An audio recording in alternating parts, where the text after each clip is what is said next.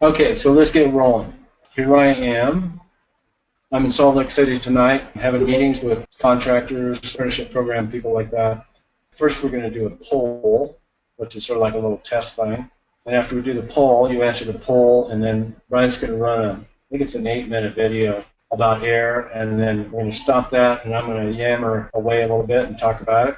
So, does anybody have any questions? I guess Juan has one.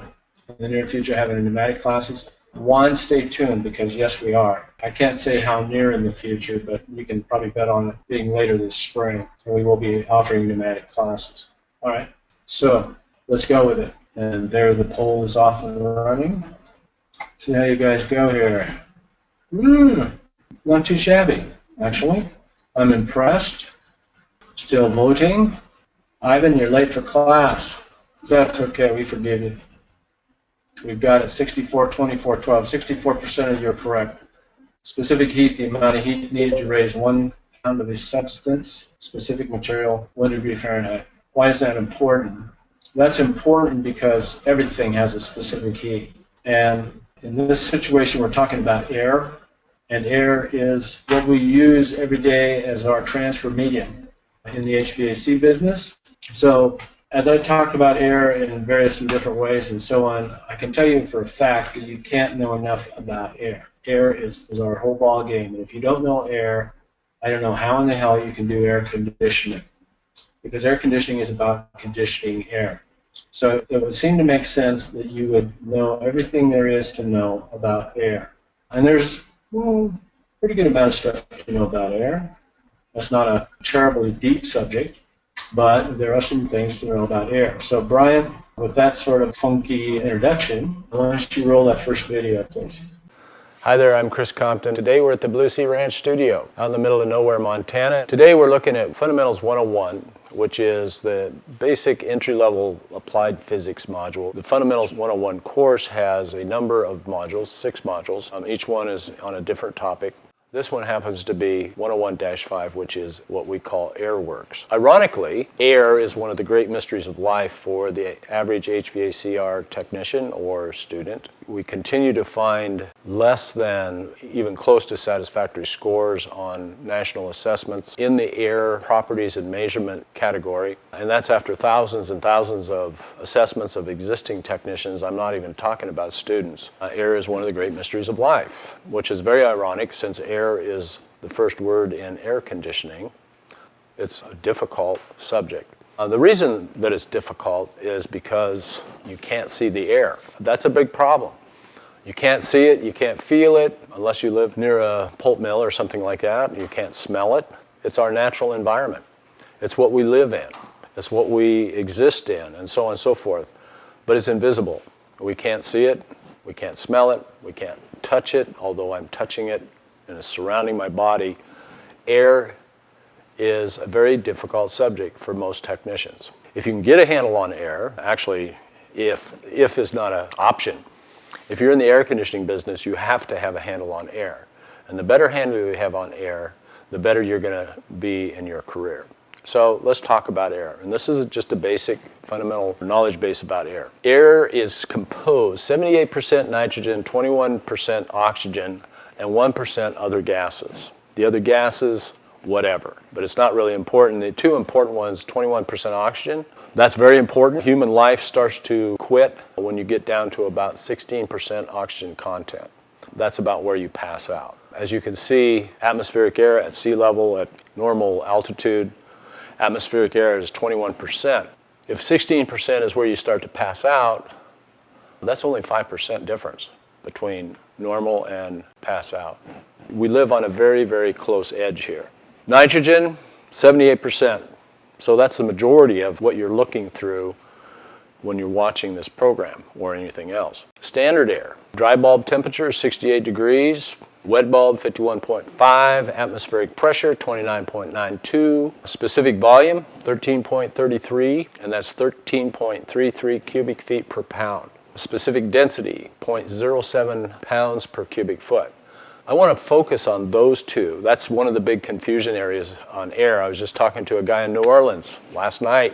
he was freaking and peeking on what that stuff meant and how to calculate. So standard air, which is our baseline, and that's what these conditions are listed here. Standard air is that, 13.33 cubic feet per pound and 0.075 pounds per cubic foot. They're reciprocals of each other. And when I say reciprocals of each other, if you've never played the reciprocal game, here's what I'm talking about. Specific volume, 13.33 cubic feet per pound, which means that if you take one of those cubic feet, that's a 12 by 12 by 12, it's going to weigh 0.075 pounds. If you take 0.075 pounds times 13.33, you're going to end up with a pound, 1. Okay, so let me exercise that thought. I'm going to go 1 divided by 13.33 equals, boom, 0.0750, and then the decimal places go on and on. When you're dealing with air or anything else that we are taking measurements of in our business, if you go 2 places, at the very most 3 places to the right of the decimal point, you're far enough. So, but here's the reciprocal. Okay, now if I take this number, 0.075, this is a reciprocal of specific volume, which happens to be density. If I take density, which is 1 divided by 0.075 equals, go figure, 13.33. The value is, if you know one value, in other words, if you know the volume, the specific volume is 13.33, you can always, by running the reciprocal, 1 divided by 13.33, you can always find the density. If you know the density, you can always find the specific volume by running the reciprocal. 0.075 divided into 1 is going to be 13.33. I just demonstrated that with a calculator, so it's got to be true. Okay. Next couple of things, specific heat, 0.24 BTUs per pound. All right, that's a big deal. Since we are in the HVAC business or the refrigeration business, whatever, what does specific heat mean? The base description of specific heat is the amount of heat required to change the temperature of 1 pound of a substance 1 degree Fahrenheit. In the case of water, as you should have learned in one of the earlier modules in 101, the specific heat of water is 1. So it takes 1 BTU to change 1 pound of water 1 degree Fahrenheit. And that means putting 1 BTU in will raise the temperature 1 degree Fahrenheit. Taking 1 BTU out will lower the temperature of 1 pound of water 1 degree Fahrenheit. Now, air, the specific heat of air, and by the way, there's a specific heat for everything. There's a specific heat for aluminum, there's a specific heat for bricks, there's a specific heat for concrete, there's a specific heat for celery, there's a specific heat for everything. Some wizard somewhere figured all that stuff out long ago, long ago. It's a big deal. We need to know how much heat it takes to change the temperature of a substance. That's sort of in our ballpark. That's sort of our business. So specific heat of air is 0.24 BTUs per pound, meaning if I have 1 pound of air, which would, in standard air, 13.33 cubic feet, 1 pound, I would add 0.24 BTUs, and I would increase 13.33 cubic feet of air 1 degree Fahrenheit. That's amazing. Air is very easy to heat and cool. It doesn't take much heat to change the temperature. Last thing in here is relative humidity, 30%. Remember, I'm talking about standard air. I'm not talking about any other air.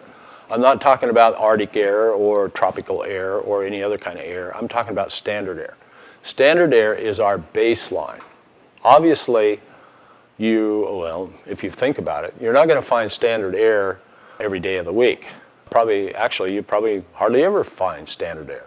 We're going to find some other kind of condition of air, but we need a baseline. If we don't have a baseline, how can we calculate from or to or anywhere else? That's what it's about, standard air. One distinction that I have to make, note that these properties do not define standard atmospheric conditions, but standard conditions. So when we're talking about standard conditions, we're talking about HVAC stuff. We're not talking about the weather, all right? Make sure you make the distinction. Standard atmospheric conditions are a different baseline. 59 degrees is the temperature, the dry bulb temperature of standard atmospheric air.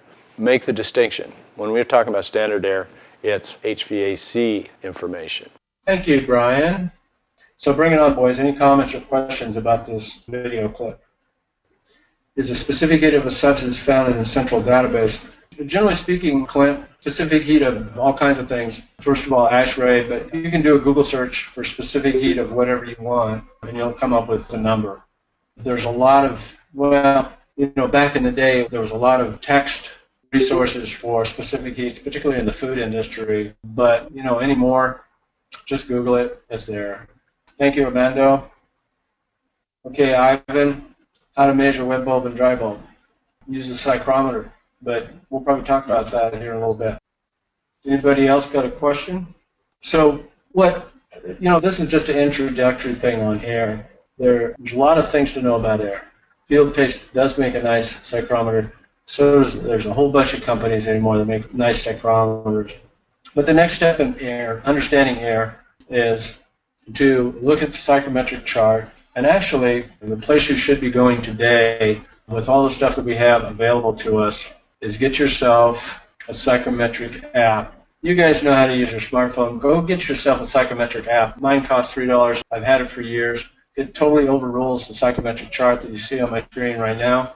But the place to begin your understanding of the properties of air and everything that air is going on is to look at a psychrometric chart, get some study in a psychrometric chart. My analogy is, before you can teach somebody how to use a math calculator, you have to teach them how to do some math.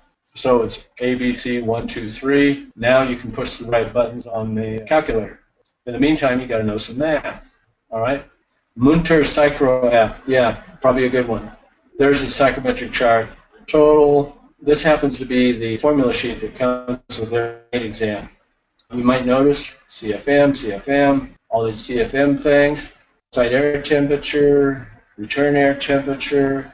I mean, this is all about air. There's all kinds of things about air in here. CFM, so forth. Here's another handout. This is used in our campus. This is a handout that has all kinds of calculations. Here you go, specific density of air, wet air, dry air. It goes on and on and on. Poll question number 2. Yeah, 91% of you got it right.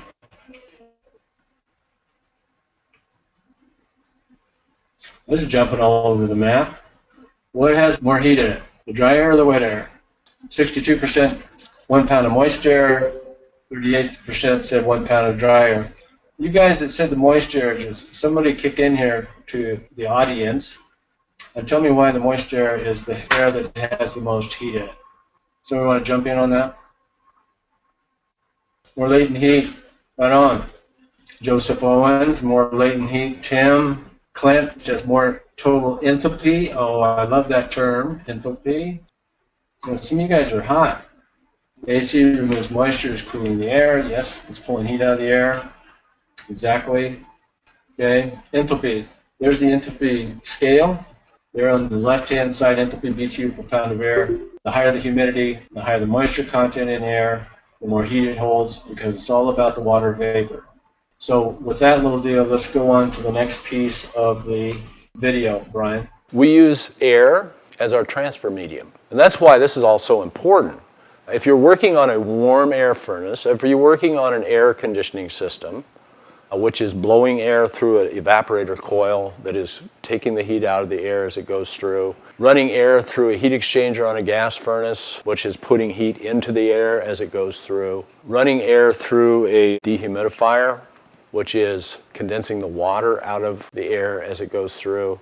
All of these things that I'm talking about, and air conditioning in general, remember we are talking about air conditioning, all these things are running through something that is conditioning the air. I call it sort of like a conveyor belt. You can see my little conveyor belt thing down there. Essentially that's what it is. We have air going through, we have air coming out of the space. It says conditioned space here. We have air coming out on the return. It's going through the furnace in a cold state. That's why it's blue. Going through the furnace, coming out as a warm temperature, going back into the space. That, to me, looks like a conveyor belt. Conveyor belt that's moving heat. And the way that we're moving heat is we're moving it with the air. That is also called our transfer medium. Air is one of our primary transfer mediums for heating or cooling systems, or a lot of other systems actually. It's something we live in. You can walk through an airstream and feel good, you know, it doesn't knock you over, that kind of a thing. Comfort is what we're trying to achieve with air, generally speaking, human comfort, defined by humidity, temperature, air movement, and air cleanliness. So there's a lot of things involved with comfort, air comfort. HVAC system controls all of these things.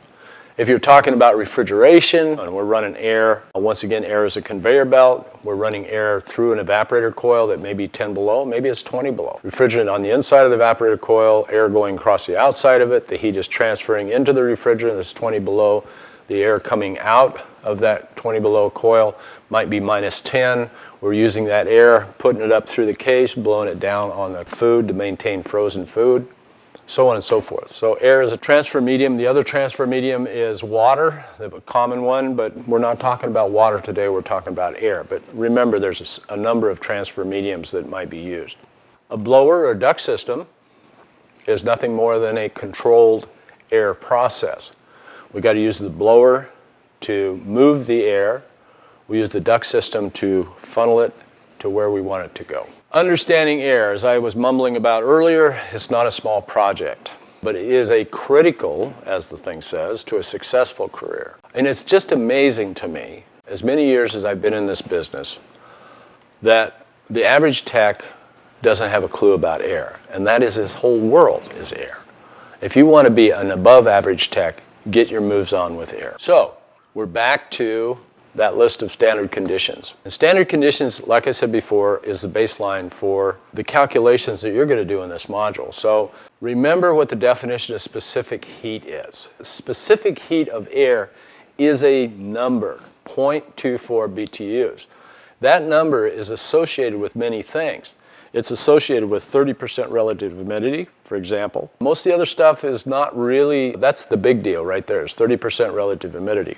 The other factors, like atmospheric pressure, are not really a factor in this. And I point out the humidity because the amount of humidity in the air means water vapor in the air. And water vapor in the air is and holds heat. It's a source of heat in the air. So, for instance, if I was talking about an air property or condition that was 60% relative humidity, then that air would not have a specific heat of 0.24. It would have 60% relative humidity means more water in the air, which means that it would probably have more heat in a pound of air than a 30% relative humidity sample of air. Both at the same temperature, by the way, 68 degrees. All right? But specific heat, it says if you know the definition of specific heat, then you know that it means the amount of heat to change 1 pound of a substance 1 degree Fahrenheit. All right, so that's fine. That's the general definition of specific heat. Specific heat of air is 0.24, like that. So there's 1 pound plus or minus 0.24 is going to change 1 pound of air 1 degree Fahrenheit. 1 pound of air, standard air, remember, is 13.33 cubic feet. So I don't know, something like this. Like that, probably 13.33 cubic feet. Okay, so now we're going to do a calculation. And this is where really, like I said, I was talking to a guy in New Orleans last night, fantastic student. I mean, the guy gets it. This guy is sharp. He's actually in an air properties and measurement course that he's going through with us. And he's in a much higher level course than this. But he is just bombing on this whole concept. And that's why I'm saying, get this now. Because as you go downstream in this program, if you're in a program with us, or even as you go to work in the field or as you're working in the field, this is the kind of stuff that might come up. So air, in the first example, it's pretty simple if you know how to calculate volume. And we've got an 8 by 20 by 25 room. Do the math, it comes out 4,000 cubic feet. Okay, so the exercise, it says convert cubic foot air to pounds of air. And remember, we're using standard air. So don't get off the track here. Just go with the flow. We're using standard air. That's the exercise. Two ways. Okay, we know the volume, right? So the number we would use to calculate this is right here, 13.33 cubic feet. There's 13.33 cubic feet of standard air per 1 pound. We know that we have 4,000 cubic feet of space in the volume, so it's just a matter of doing the division, la-ti-da, we get 300 pounds. And like it says here, nearest whole number. When you're doing air calculations in the HVAC world, it's generally not an issue to get down to the really nitty-gritty. You know, plus or minus a couple of cubic feet, a pound here, a pound there, it's not going to really be that important, okay? But getting close is important. The other way to calculate it is to use density. Use the density number. The density is 0.075 pounds per cubic foot. You can see it in the math down here. We do have 4,000 cubic feet of air, of space, times 0.075 cubic feet. That's how much each cubic foot weighs. And we come out with the same answer, 300 pounds of air. All right, now, this next exercise says calculate heat needed to raise 300 pounds of air 10 degrees, in other words, from standard air of 68 degrees to 78 degrees. That's a 10-degree rise, all right? We know that the specific heat air is 0.24. 0.24, don't stop there. Say 0.24 BTUs per pound. So, to calculate for 1 pound, and that's my recommendation. A lot of these calculations, it's much easier. So in this case, we have 300 pounds, right? We found out how many pounds we got.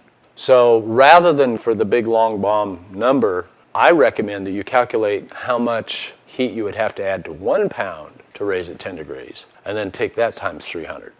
But you can see the math, all right? 0.24 BTUs times 10 degrees would be 2.4. That's pretty easy math. That will raise 1 pound of air 10 degrees, all right?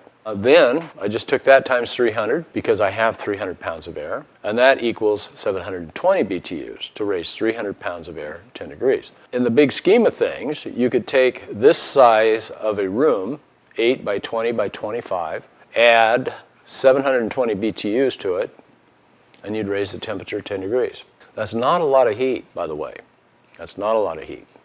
Oh, wait a minute. There's a moose out here. Let's go look. Come on, let's go look at the moose. Stay. She's still there? Oh yeah, she's there. We have a lot of friendly critters around the Blue Sea Ranch. Hi, Mrs. Moose. That's our Appaloosa moose. Okay, so one thing that I like to make a point of, we've been talking about BTUs. Understand what a BTU is. And here's the best description I have of a BTU. One wooden kitchen match, ignited, okay.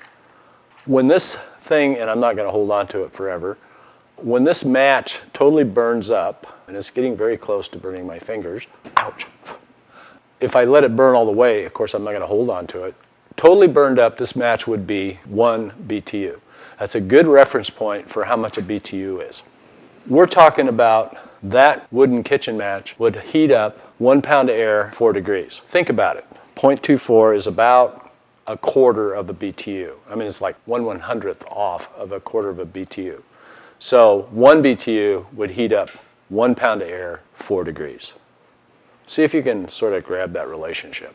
So we did the math here. We found out that 720 BTUs will raise 300 pounds of air at 10 degrees Fahrenheit. So here's the next exercise. Convert CFM, cubic feet per minute, airflow measurement to pounds per minute, and then pounds per hour. I've said it once, I've said it 7 million times. We don't move heat by CFM. We move heat by the pound. One of the ironic things about the HVAC industry is that, especially with air, we measure it in CFM. It's always cubic feet per minute. That's our standard measurement process for air. But at the end of the day, we don't move heat by cubic feet per minute per se. We move heat by the pound of air. So that's the importance of knowing density and volume. Density and volume. So we're going to convert CFM, cubic feet per minute airflow, to pounds per minute, and then pounds per hour. A heating system moving 1,200 CFM of air. All right, so let's do the math. Question 1, how many pounds of air are moving through the process per minute? 2 ways to calculate. Once again, whether you're going to use the specific volume of air, 13.33, or whether you're going to use the specific density of air, 0.075. And I'm sorry, I apologize. Whenever I'm dealing with a student and they say 13.33, I will say, what? And the answer is cubic feet per pound. If I say 0.075 and you don't finish it off, I'll say what? And the answer is 0.075 pounds per 1 cubic foot. Keep that straight. So the math, pretty simple. 1200 CFM divided by 13.33 equals 90.02 pounds. Forget about the 0.2, not important. Next thing. So if I have density, I'm going to go 0.075 times 1200, because that's how many CFMs I got. Once again, 90. All right, so 90. That's 90 what? Well, the tag on the end of that, since we're dealing with cubic feet per minute, that would be 90 pounds per minute. Simply amazing, isn't it?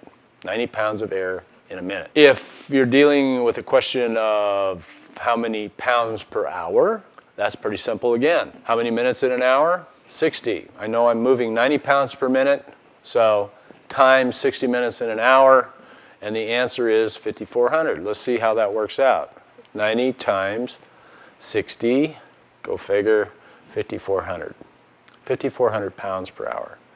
What does that equal if I divided that by 2,000 pounds?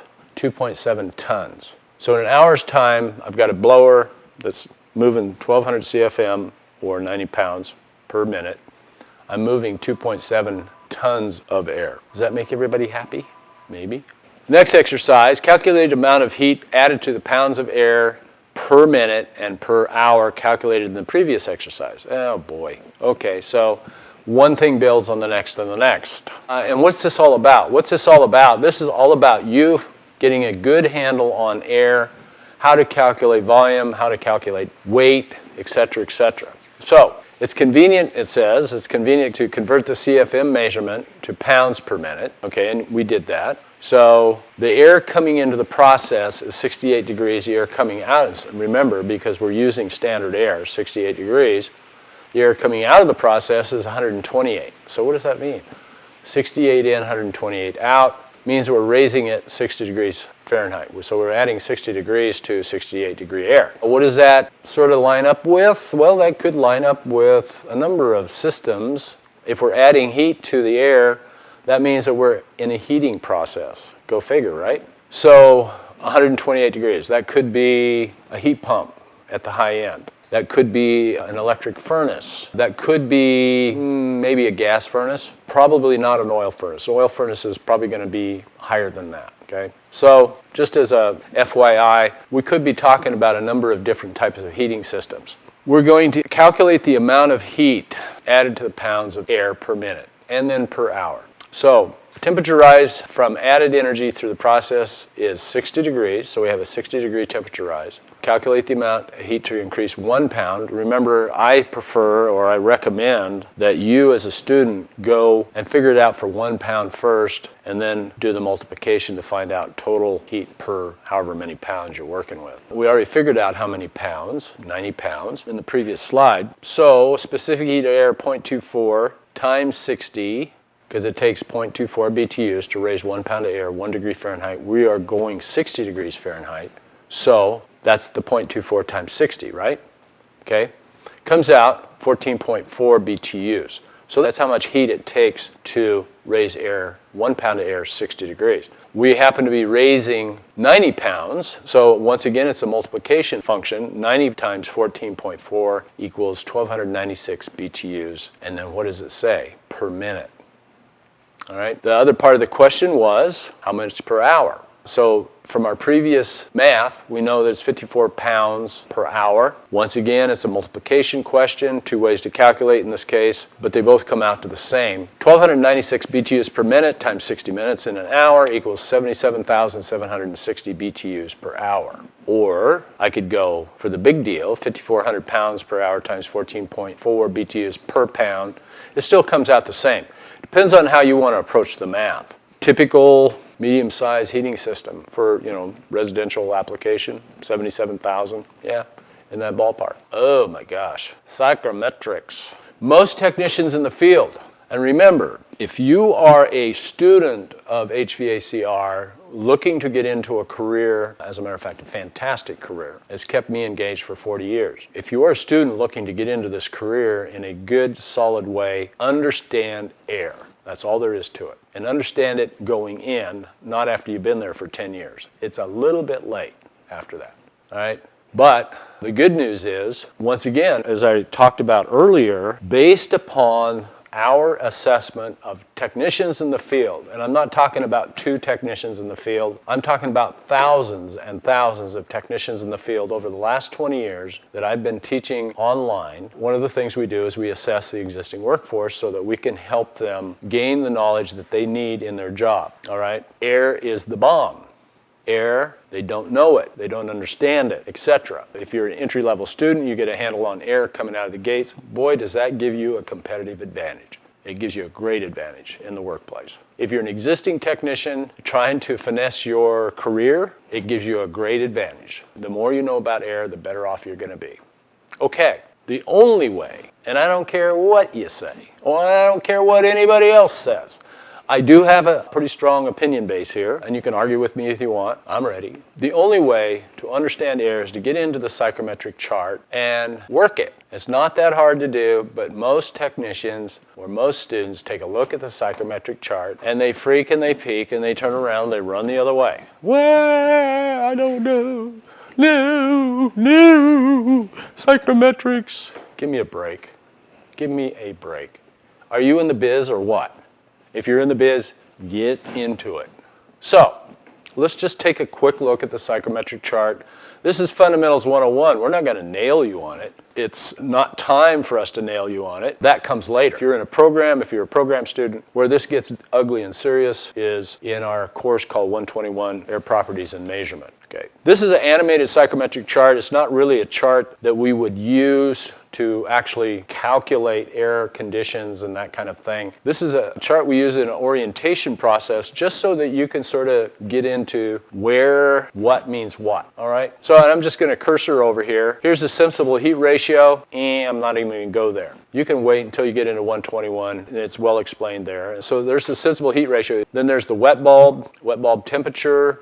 Just a quickie, wet bulb temperature is when air is totally saturated with water. And that temperature can happen at any point, actually. It doesn't happen so much below freezing because water freezes and turns to ice. Freezing temperature for water is 32 degrees. I'm not going to go there either, but wet bulb temperature above 32 indicates at what point the air would be saturated with water. Dry bulb temperature is the temperature that everybody knows. You know, it's the temperature you listen to on the radio every 2 minutes. Dry bulb is the temperature you see on your thermometer, etc. It is the temperature of the air, dry bulb. Grains, pounds of water, nope, I'm not going there in this session. Volume, now we've already talked about volume. So this is a pretty easy lead-in. 15, 14.5, 14, 13.5, 13.0. What am I talking about? I'm talking about right there, 13.33 cubic feet per pound, standard air, okay? You can see it, it says cubic feet per pound of dry air. All right, so these are the specific volume indicators. Dew point, nope. We won't beat up dew point in this session too much. Just very quickly, dew point is when you cool a sample of air down to a certain temperature, dew point temperature. Anybody that's ever walked across the grass early in the morning and their shoes got all wet, well, guess what? The air cooled down overnight and got to the point of saturation, or what is called dew point. The water dropped out of the air, collected on the grass, and now it's collected on your feet, and your feet are wet. So that's a quickie on dew point. Relative humidity, yes, we talked about that. Standard air is 30% relative humidity, which would be right there, okay? 30% relative humidity. And those lines curve with this chart. Relative humidity means the amount of moisture that is in a sample of air compared to the amount of moisture that sample of air could hold. And relative humidity goes, for instance, if I have a sample of air, and let's think about this, if I have a sample of air and it is, we'll just use 68 degrees, which is standard air, as you know now, and that's also 30% relative humidity, right? That's standard conditions. What happens if I cool that air down? If I cool that air down, the relative humidity is going to go up. So the relationship is like this. Temperature of air drops, relative humidity goes up. Okay, the colder the air goes, the higher the relative humidity goes, because cool air, what does it do? When you cool a vapor, if you know anything about your gas laws and that kind of stuff, when you cool the air down, what happens to the volume? Shrinks. it contracts, right? Okay, so I had this air, 13.33 cubic feet, 30% relative humidity. I cooled it down, let's say I cooled it down 20 degrees. Boom, air shrunk, okay, which I still have that water in that sample of air, but now that sample of air is smaller. So relative humidity goes up. Sort of like that. If you cool the air down enough, as relative humidity goes up, it's going to hit this line right over here, which is 100% saturation, and you're going to hit dew point. Go figure. Enthalpy. Ooh, ugly word, ugly word. Every technician I know goes, enthalpy? No, no, don't tell me that.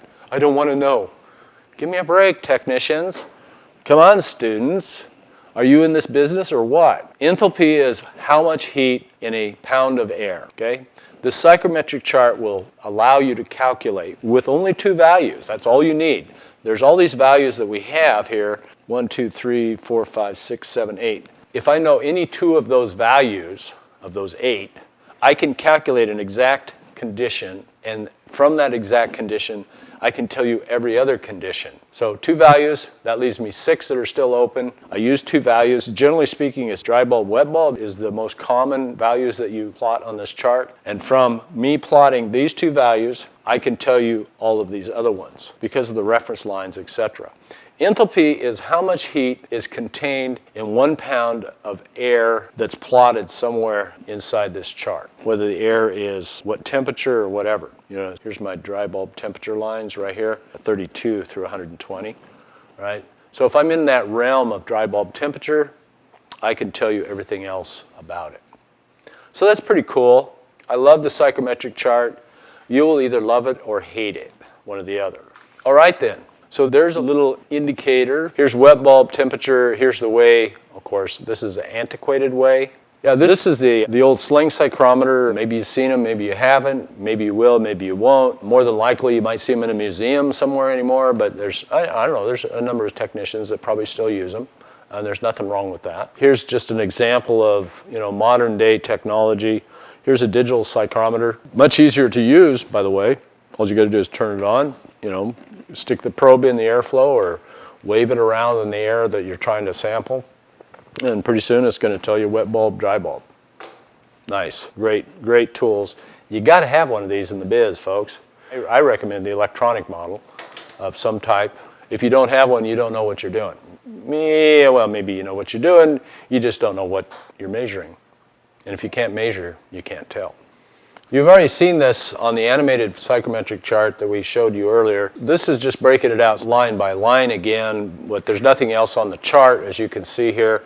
These are the wet bulb temperatures. They slant from the lower right up towards the lower left. You can see the temperature scale here on the side of the chart. This whole thing about the psychrometric chart in this 101-5 Airworks module is an orientation to what is coming later in your program, or if you're not in a program, maybe you're a workforce guy, you want to upgrade for air, then the next thing you would do is probably take 121, which is our air properties and measurement course. And that's where you get deeper and steeper into psychrometrics. Enthalpy, once again, here's the lines. You notice that they look almost the same as the wet bulb lines, and they are. They're on the same slope, but they go out and they intersect the scale on the left-hand side here. And just as an example, here's 32. That's 32 BTUs per pound of air, and this is 36, 40, etc.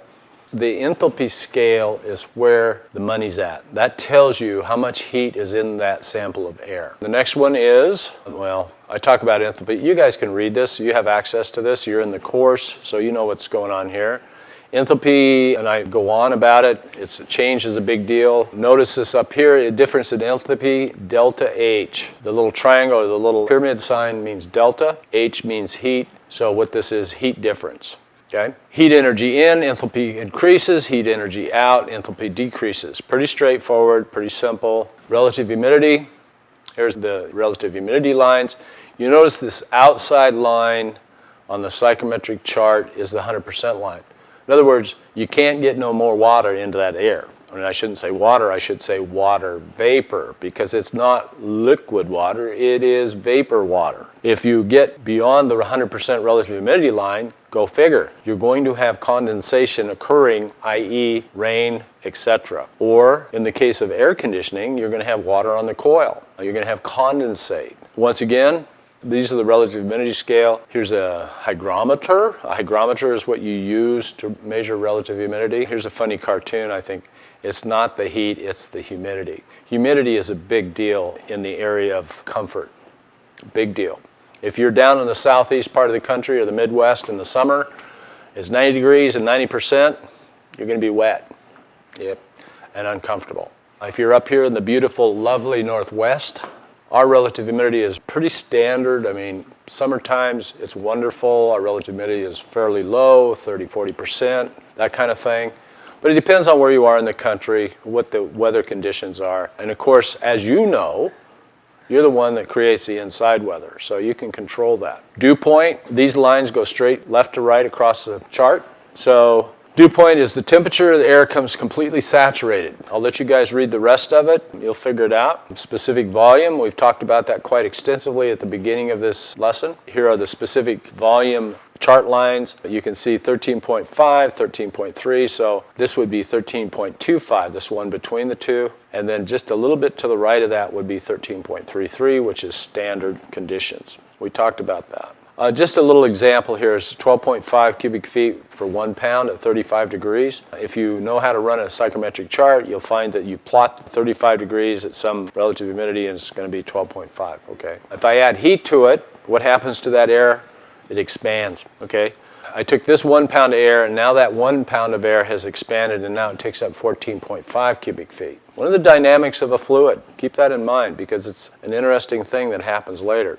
Density, once again, we're talking about specific density, which is the reciprocal of specific volume. Now we're talking about specific density, weight per unit volume. So density is pounds per 1 cubic foot.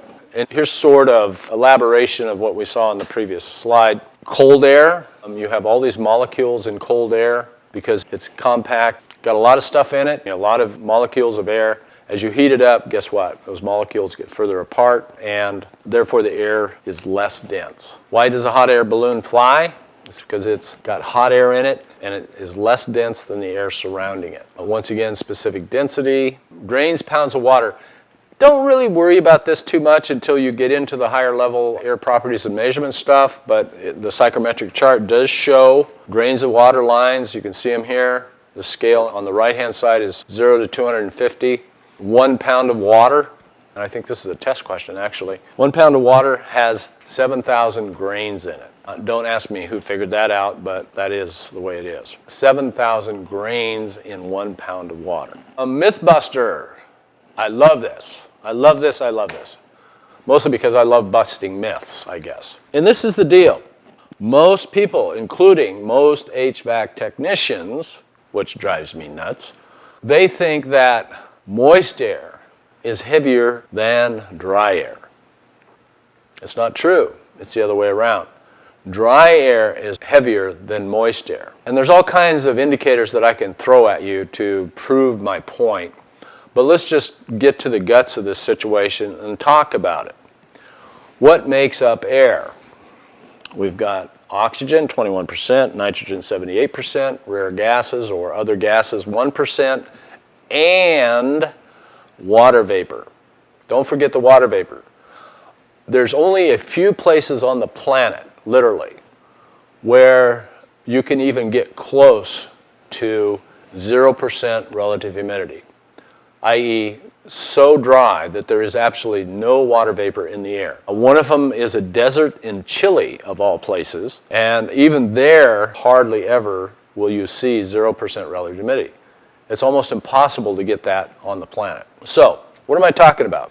Why is dry air heavier than moist air? It's because of the water vapor. Think about it.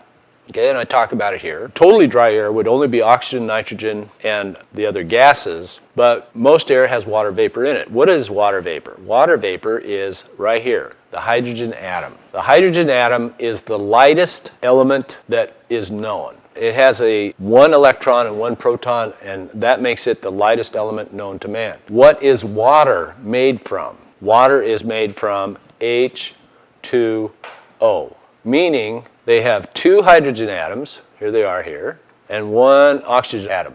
So I've got two hydrogens, one oxygen, that makes up H2O. If hydrogen is the lightest element on the planet, then what I'm doing when I have water vapor in the air, that means it is displacing other elements, oxygen and nitrogen, right? So I'm diluting, so to speak, the air with a lighter substance, which means the more moisture I have in the air, the lighter that sample of air is. I hope you can get your head around that. It's a myth that I bust almost every day with all kinds of people, including, as I said before, the existing technician workforce doesn't know that. That's amazing to me. Do you know air or not? Conclusion. I hope that this gets you started in your study of air. If you're in the air conditioning business, which I assume you are, otherwise why in the heck would you be watching this? If you're in the air conditioning business, one of the most important things you can understand in your trade, in your job, in your career, is the properties of air, what's it made of, how does it work, what's the heat transfer capabilities of air, on and on and on. So I hope you got some value from this little lesson, and I will see you for another one. Thanks. Thank you, Brian. So, if you haven't figured it out yet, I'm pretty laid back about this whole deal. There's no sense in getting excited. I consider this medium as my classroom. You can all expect to have more of this. As a matter of fact, I'm committed to start teaching online every week. Stay tuned if you're interested. I'm glad you appreciate the content, Matthew. I guarantee you it's going to get better and better. It all takes practice. By the way, is my lips moving and my voice different? Sort of like a Japanese subtitled movie or something like that? Terry? Yeah. Yes, you'll get emails about classes. There's a whole bunch to know about air and a whole bunch to know about air, all kinds of other things. I've been teaching this technology for 26 years, and I've worked it for 40. So I think I have a lot to share. So air is very important. It's the basis of everything that we do, unless you're a wet head. And if you're a wet head, we've got all kinds of stuff on boilers, hydronics, pumps, etc., etc. It goes on and on. If you are a refrigeration nut and like the refrigeration cycle, we've got all kinds of content on refrigeration cycles and so on. This is the last video in a series of 5. Yes, 1, it's very important. I've touched the heart of HVAC. Our air conditioning. Air conditioning is what we do. Matthew, BAS controls, we only have about, at this point in time, like 150 hours of BAS. From 0 BAS, if you don't know what BAS is, Building Automation Systems. Armando, we have a course called 122 that's all about air distribution and duct systems. Anyhow, if you're into the refrigeration cycle, we have the basic refrigeration cycle all the way up to commercial refrigeration, i.e. walk-ins, reach-ins, rack systems, and so on. Armando, big question, and I don't have enough time to answer it correctly because you and I have to get nose to nose and get a duct calculator out. Duct calculator, a lot of people say, no, not a duct calculator. And I say, well, use a duct calculator, at least it's going to give you a decent idea. But yeah, you need the CFM for that return. The most common thing in the world is an undersized return. Back to air. You can't know enough about air. I can tell you personal experience, until I got educated to air, I had been in as a technician for probably 4 or 5 years. And after I got educated to air, I found out how many things I had screwed up. And that's sort of an ugly thing to realize, that you screwed up this guy's outfit and that guy's outfit. Did I go back and fix them? No, I didn't, because I was still busy working my butt off. But it's a very important subject in air conditioning. Why do I have such an attitude about air is because when I talk to technicians all over the country, they don't have a clue, which is pretty sad. So the more you know about air, the better off you are. Anybody else have questions? We're winding down here, last 5 minutes of the webinar. Oh yeah, Brian, let's do that last poll. Which is heavier, 1 cubic foot of dry air or 1 cubic foot of moisture? Ooh, I love it. You can see I'm smiling. Essentially, we've got 17% that say a cubic foot of dry air is heavier, and 83% say a cubic foot of moisture. Okay? So, this is one of my favorite Mythbuster deals. And I have a lot of other experience in other places that takes this down. But the response on that poll, most of you guys think a cubic foot of moist air is heavier. But in reality, a cubic foot of moist air compared to a cubic foot of dry air is much lighter. And there's a very simple explanation to that. You got to think about it. Okay? So here's my myth-busting deal. Sorry, Matthew. We're all humans. We all get up in the morning, and what do we like? Yeah, Harry. Yeah, Harry says steam rises. There's a good clue for you. But we all get up in the morning, and if it's funky, foggy, cloudy, rainy, what do we feel? We feel sort of heavy. Well, that's my take on the psychological side of this question. But when you get down to the science of the question, and I apologize to all of you guys out there, we are working with science, not with a thumb stuck up in the air. We're working with science. And if you get into the psychometric chart, or if you get the psychometric app for your smartphone, which is something that I recommend very heavily, what you're going to do is you're going to find out that dry air is much heavier than wet air. And the explanation is pretty simple. What makes up air? If you saw in the video clip earlier, 21% oxygen, 78% nitrogen, and 1% rare gases, which I always explain as dinosaur farts. But what they are is actually argon and a host of other small rare gases, as it says. But the bottom line is, let's talk about what water vapor is. Because the more moist the air is, the more water vapor is in it. The higher the humidity, the more water vapor you have in a sample of air. Okay, so what is moisture? What is water vapor? H2O. Okay, that's water vapor. So you have a molecule of water vapor, which is 2 hydrogens and 1 oxygen. That's water. And a molecular bond that makes up a molecule of water. Okay, so there's actually 3 elements: 2 hydrogens and 1 oxygen. What is the lightest element in the world known to man? The lightest element known to man is hydrogen. So those 2 hydrogen atoms that are displacing oxygen and nitrogen, which is standard air or normal air, are making that moist sample of air lighter, because hydrogen is the lightest element known to man. So the answer then is moist air is much lighter than dry air. The drier the air and the colder the air, the more dense it is. And if you don't want to take my word for it, which I wouldn't take my word for it, get your psychometric chart out, run some samples. There is a way to see density on your psychometric chart. Easier than that is your psychometric app out on your smartphone and run some samples. So, Matthew, it makes sense. Harder to breathe in dry air. Yeah, well, it's when you breathe in dry air, you're getting the full charge rather than a lot of water vapor. So, I hope that helps you in your thought process about things. Any other shots? Any other questions, comments? You're welcome, Fantine. And no, Joseph, I'm not going to Florida. I am sold out. And going down to Orlando and back, it takes 5 days out of my schedule that I can't afford. So, yeah. So I suppose you're going to be there. Philip, you're welcome. Yeah, Joseph, say hi to everybody. I'll try to be doing something fun. You're welcome, Juan. We'll keep you informed on new topics and new stuff that's going on. You're welcome, Clint. I hope it helps you. Ryan, hang in there. You're welcome. Okay, Joseph, take care. Yes, people know the specific heat of pork chops. They really do. My dinner is kind of cold. The big factor on specific heat is how much water is in the pot. You're welcome, Paul. You're welcome, Dan. Randy, I'm glad this has been helpful for you. Okay, guys, it's quitting time. It's beer 30. So we'll heat up your pork chop, Dan, and I will sing. You're welcome, Harry. All right, guys, so have a good evening. Take care.